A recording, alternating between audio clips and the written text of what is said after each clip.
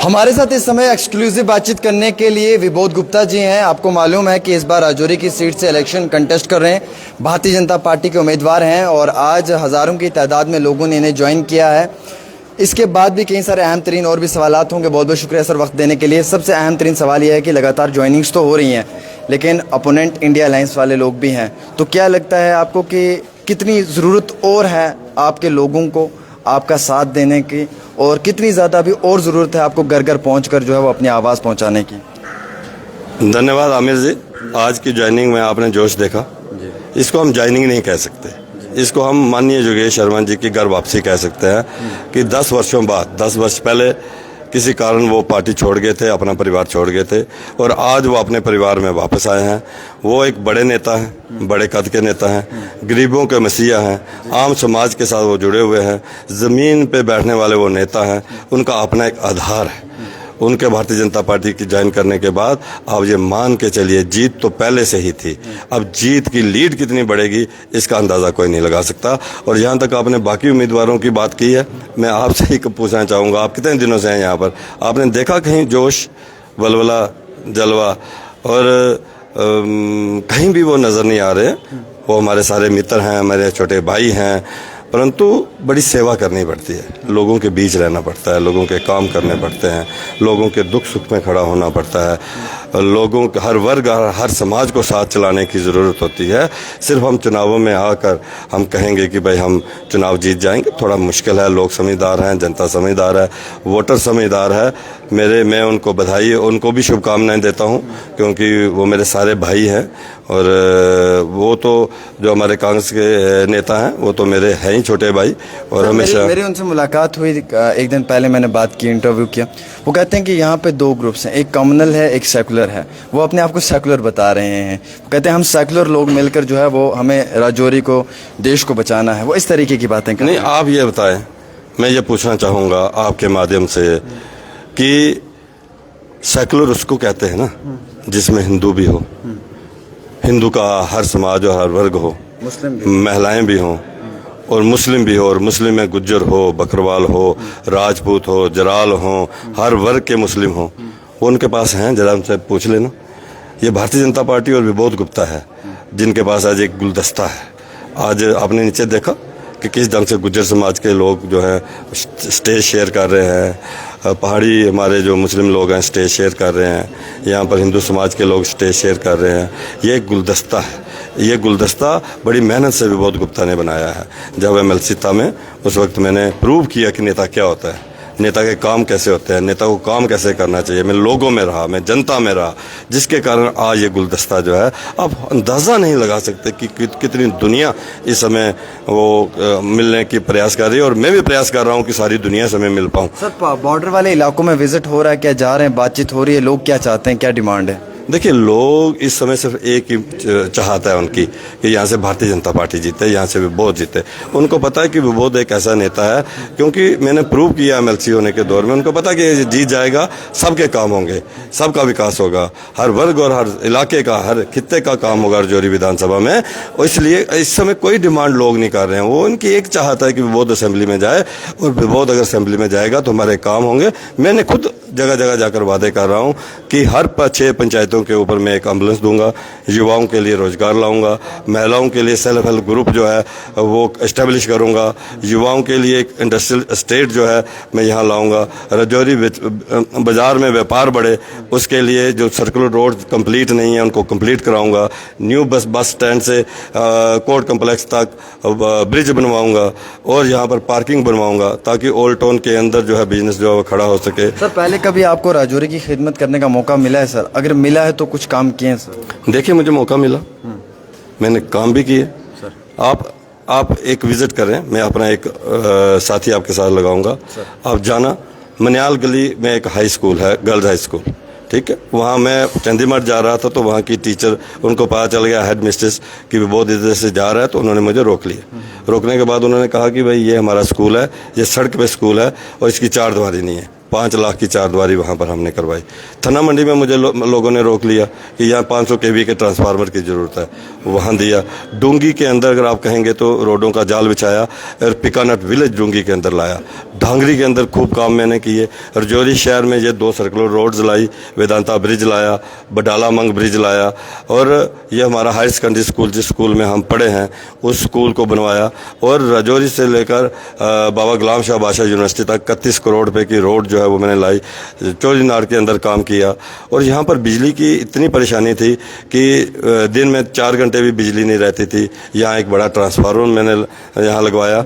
इस बार आप बात कर सकते हैं शहर के लोगों से कि जम्मू से ज़्यादा कम कट जो है वो रजौरी में बिजली का जो है वो रहा है। मैंने इसीलिए जनता जुड़ रही है, जनता को बात समझ आ रही है। बहुत जी, एक चीज़ ये भी कई सारे आज़ाद उम्मीदवारों ने जो है वो विड्रॉ कर दिया है।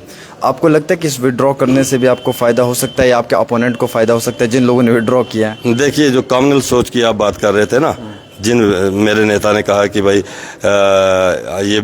ये कम्युनल सोच और हम सेकुलर सोच, ये विड्रॉल के पीछे की कहानी जो है ना, ये बहुत कुछ बयान करती है, लेकिन विबोध गुप्ता और पार्टी को कोई फर्क नहीं पड़ने वाला। क्या आपको लगता है कि सर अगले दिनों में फाइट बड़ी ज़बरदस्त हो सकती है? फाइट है ही नहीं, फाइट है नहीं है। अब जुगेश जी के आने के बाद फाइट और ख़त्म हो गई है।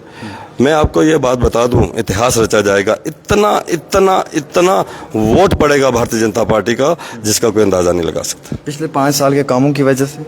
हाँ, खाली काम नहीं, 24/7 काम करना, लोगों के बीच रहना, लोगों से मिलना, अपना दरवाज़ा 24 घंटे लोगों के लिए खोल के रखना, लोगों के फ़ोन अटेंड करने, बैक कॉल करनी, लोगों को लेकर ऑफिसर से जाकर बात करनी, ऑफिसर की नाराज़गी लेनी, ये सारी बातें आज समाज के अंदर हैं। समाज ने देखा है कि विबोध गुप्ते से मिलना कितना आसान था, और किसी और एमएलए को मिलने के लिए 2-2 दिन लग जाते थे, अब 4-4 घंटे उनके घर। मैंने कोई शख्स ये बात नहीं बोल सकता कि विबोध गुप्ता के घर गए और वहाँ 10 मिनट जो है इंतज़ार करना पड़ा। और एक बात और मैं कहता हूं कि किसी धर्म और किसी समाज का व्यक्ति ये बात नहीं कह सकता कि हम विबोध खत्म हो चुका है ना, हम विबोध गुप्ता के घर गए, उसने पूछा कि आप किस पॉलिटिकल पार्टी से हो, किस धर्म से हो, किस जात से हो। जो मेरे दरवाजे के अंदर आ गया वो मेरा हो गया। सर इस बारी कास्टिज्म नहीं, डेवलपमेंट पे ही वोट पड़ेगा। वोट डेवलपमेंट पे पड़ेगा। वोट लीडर की 24/7 पे काम करने वाले लीडर के हक में पड़ेगा। पुराने काम इंसान को जब याद आते हैं तो खुशी भी होती है। मुझे एक चीज़ आपकी बड़ी अच्छी लगी कि मैं 24/7 लोगों के फ़ोन कॉल्स उठाता हूँ। आज आप तभी इतना कॉन्फिडेंस में ये सब चीज़ें बोल रहे हैं क्योंकि आपने वो उस समय में ये सब काम किए हुए हैं। और अगर ना किए होते सर तो क्या आज जा सकते? कौन पूछता? अगर मैं अपने दरवाजे पे 6 घंटे किसी को खड़ा रखता और फिर मैसेज करता कि मैं बीमार हूँ, मैं नहीं मिल सकता, मैंने अगर किसी को डीओ लेटर देने में आधे घंटे से ज़्यादा लगाया होता, 2 दिन ना लाया होता, किसी का फ़ोन अटेंड ना किया होता, किसी के लिए ऑफिसर को फ़ोन ना किया होता, अटेंड ना कर सका फ़ोन तो बैक कॉल ना की होती, तो लोग क्यों मेरे से जुड़ते भाई? मेरे में ऐसा फिर क्यों मेरे से जुड़ते? सर मैं आपसे 5-6 सवाल पूछूंगा, रैपिड फायर होंगे, हाँ या ना में जवाब देना। क्या सर आपको लगता है कि इस बारी जो वोट है वो वुमेन्स की राइट के लिए पढ़ना चाहिए, यस और नो? वुमेन राइट्स और डेवलपमेंट के ऊपर पढ़ना चाहिए। सेकंड वन चीज़ सर सबसे इंपॉर्टेंट ये है कि आपको लगता है कि इस बार ऐसे लीडर को चुनना चाहिए जो अनस्क्रिप्टेड इंटरव्यू दे पाए, जिसमें हिम्मत हो प्रेस कॉन्फ्रेंस देने की? वो तो होना ही चाहिए। वही आदमी चुना जाना चाहिए जो बेबाक हो, जो ये कह सके कि भाई मैं प्रूव कर सकता हूँ कि मैं नेता हूँ। सर क्या वोट कास्टिज्म पे नहीं पड़ना चाहिए, डेवलपमेंट पे पड़ना चाहिए? वोट डेवलपमेंट के ऊपर और नौजवानों और महिलाओं के काम, उनको कैसे रोजगार मिले इसके ऊपर पड़ना। Education, health infrastructure, rural infrastructure के लिए पड़ना चाहिए सर वोट, या फिर जो वोट है वो आवाम को मैनिपुलेट करने के लिए? मैनिपुलेट करने के लिए तो बिल्कुल नहीं पढ़ना चाहिए। हेल्थ के लिए मैंने बोल दिया कि हर 6 पंचायतों के ऊपर एक मेरी एम्बुलेंस होगी।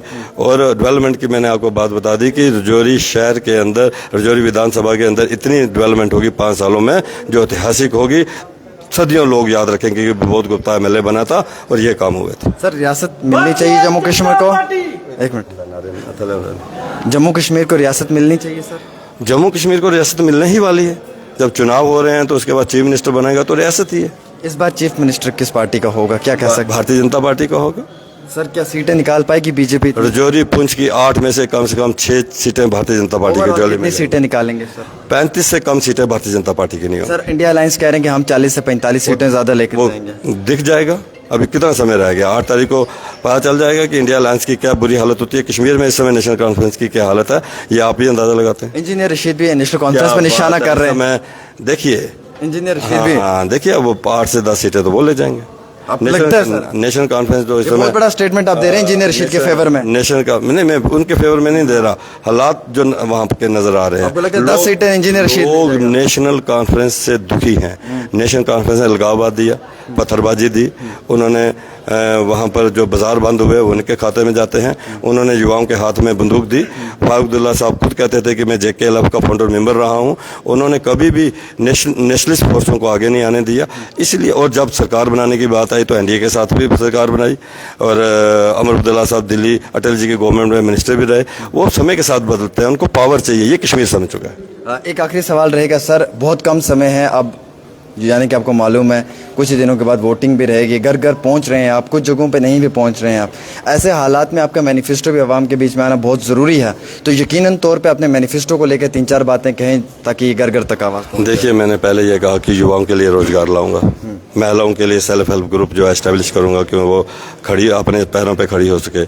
यहाँ इंडस्ट्रियल एस्टेट में लाऊंगा, यहाँ पर मैं जी डायलिसिस सेंटर यहाँ पे सर ज़रूरत है राजौरी के अंदर। डायलिसिस सेंटर वो तो है ही है यहाँ पर, उसमें डॉक्टर आ जाए, अच्छा चले। डायलिसिस सेंटर मेडिकल कॉलेज में है, लेकिन उसको इम्प्रूव करने की ज़रूरत है। वहाँ पर पूरे तरीके से वो चल सके, लोगों को जम्मू न जाना पड़े उसको। और मैं सशक्त हॉस्पिटल के अंदर, मेडिकल कॉलेज के अंदर जिस चीज़ की भी ज़रूरत है उसके लिए मैं काम करूँगा। यहाँ पर रेलवे की ज़रूरत है सर राजौरी। रेलवे का भी मेरे में है, पुंछ तक रेलवे जाएगा, हर घर तक सड़क जाएगी, हर घर तक कनेक्टिविटी जाएगी। हेलीपैड हो, वुमेन डिग्री कॉलेज बनेगा, हेलीपैड यहाँ बनेगा, यहाँ पर एयर सर्विस चलेगी। ये सारी बातें सरकारी यूनिवर्सिटी होनी चाहिए राजौरी पुंछ के बच्चों के लिए। बाबा गुलाम साहब तो है, ट्राइबल यूनिवर्सिटी की हम बात कर रहे हैं कि यहाँ क्यों ट्राइबल है, ये राजौरी पुंछ, यहाँ ट्राइबलिस्ट यूनिवर्सिटी खुले, इसकी भी मैं लड़ाई। चलिए, बहुत बहुत शुक्रिया। हमारे साथ one of the most renowned personality जनाब विबोध गुप्ता जी हैं, जिन्हें मैन ऑफ डेवलपमेंट कहा जाता है। ये यहाँ के लोगों का टैग इनको दिया गया है। बिना मजहब मिल्लत काम करते हैं, हिंदू मुसलमान की इस चीज़ के ऊपर यकीन नहीं रखते हैं, कास्टिज़म पे। मुझे सबसे अच्छी चीज़ इनकी ये लगती है कि स्क्रिप्टेड इंटरव्यू नहीं देते हैं। जब भी इंटरव्यू लेने आता हूँ तो एकदम से आ जाते हैं, कभी भी यह इंटरव्यू के ऊपर जो कंप्रोमाइज़ नहीं करते। और सबसे इंपॉर्टेंट चीज़ ये है कि इस समय आवाम के बीच में आए हैं, इन्होंने अपनी सारी बातें खोल कर रखी हैं। और एक चीज़ इन्होंने कही इंटरव्यू में, वो मैं कहना चाहूँगा आप सब लोगों को कि उस पर आप यकीन कर सकते हैं किसी हद तक, कि जब कोई कॉल करता है तो ये वापस ज़रूर बैक कॉल करके पूछते हैं, क्योंकि इस तरीके की चीज़ें हमें कई सारी जगहों से और भी सुनने को मिली हैं। फिलहाल इमाम के हाथ में है, वो अपना वोट कैसे देकर जिताएंगे, लेकिन इन्होंने भी अपनी बात आवाम के बीच में रखी है। उम्मीद रखता हूँ इस इंटरव्यू के बाद एक आपका पॉजिटिव रिस्पॉन्स होगा और कहीं ना कहीं आप अपनी राय ज़रूर देंगे। एक छोटी सी रिपोर्ट आमिर सुहेल के साथ।